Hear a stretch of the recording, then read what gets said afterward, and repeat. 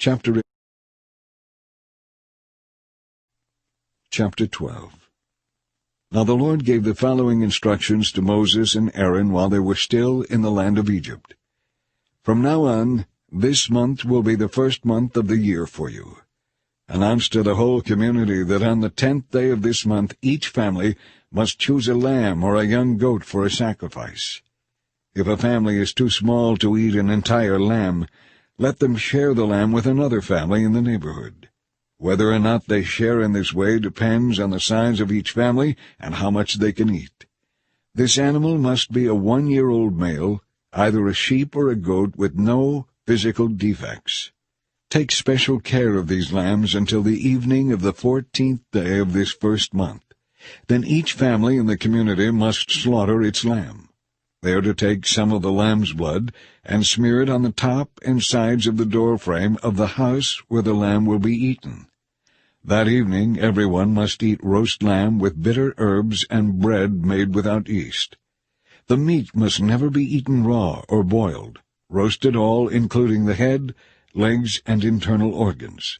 Do not leave any of it until the next day. Whatever is not eaten that night must be burned before morning. Wear your traveling clothes as you eat this meal, as though prepared for a long journey. Wear your sandals and carry your walking sticks in your hands. Eat the food quickly, for this is the Lord's Passover. On that night I will pass through the land of Egypt and kill all the firstborn sons and firstborn male animals in the land of Egypt. I will execute judgment against all the gods of Egypt, for I am the Lord. The blood you have smeared on your doorpost will serve as a sign. When I see the blood, I will pass over you. This plague of death will not touch you when I strike the land of Egypt. You must remember this day forever. Each year you will celebrate it as a special festival to the Lord. For 7 days you may eat only bread made without yeast. On the very first day you must remove every trace of yeast from your homes. Anyone who eats bread made with yeast at any time during the 7 days of the festival will be cut off from the community of Israel. On the first day of the festival, and again on the 7th day, all the people must gather for a time of special worship. No work of any kind may be done in these days, except in the preparation of food. Celebrate this festival of unleavened bread, for it will remind you that I brought your forces out of the land of Egypt on this very day.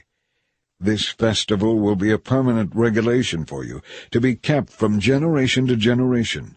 Only bread without yeast may be eaten from the evening of the 14th day of the month until the evening of the 21st day of the month. During those 7 days, there must be no trace of yeast in your homes. Anyone who eats anything made with yeast during this week will be cut off from the community of Israel.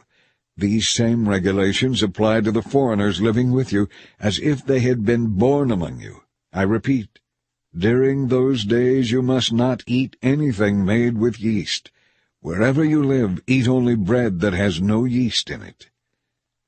Then Moses called for the leaders of Israel and said, Tell each of your families to slaughter the lamb they have set apart for the Passover. Drain each lamb's blood into a basin. Then take a cluster of hyssop branches and dip it into the lamb's blood. Strike the hyssop against the top and sides of the doorframe, staining it with the blood. And remember, no one is allowed to leave the house until morning, for the Lord will pass through the land and strike down the Egyptians. But when he sees the blood on the top and sides of the doorframe, the Lord will pass over your home. He will not permit the destroyer to enter and strike down your firstborn. Remember, these instructions are permanent and must be observed by you and your descendants forever. When you arrive in the land the Lord has promised to give you, you will continue to celebrate this festival. Then your children will ask, What does all this mean?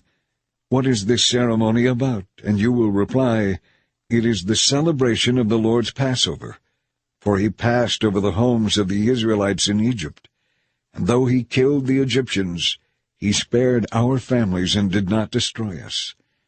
Then all the people bowed their heads and worshipped. So the people of Israel did just as the Lord had commanded through Moses and Aaron. And at midnight the Lord killed all the firstborn sons in the land of Egypt, from the firstborn son of Pharaoh, who sat on the throne, to the firstborn son of the captive in the dungeon.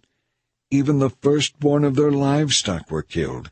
Pharaoh and his officials and all the people of Egypt woke up during the night, and loud wailing was heard throughout the land of Egypt.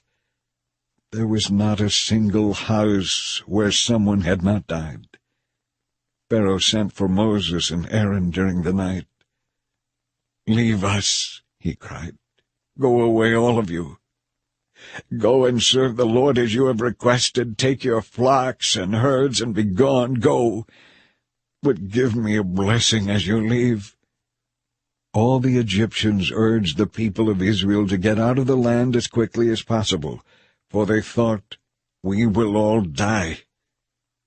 The Israelites took with them the bread dough made without yeast. They wrapped their kneading bowls in their spare clothing and carried them on their shoulders.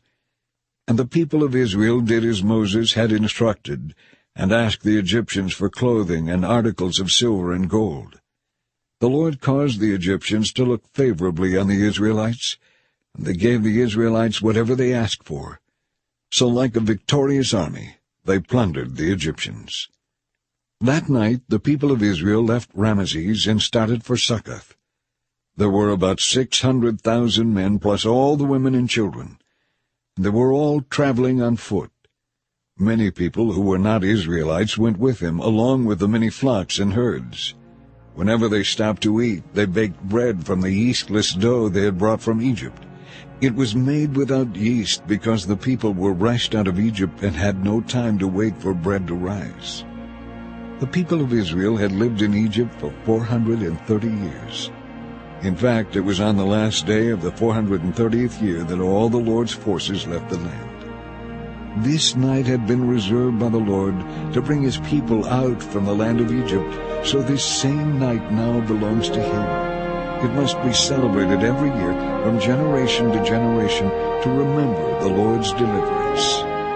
Then the Lord said to Moses and Aaron, "These are the regulations for the festival of Passover.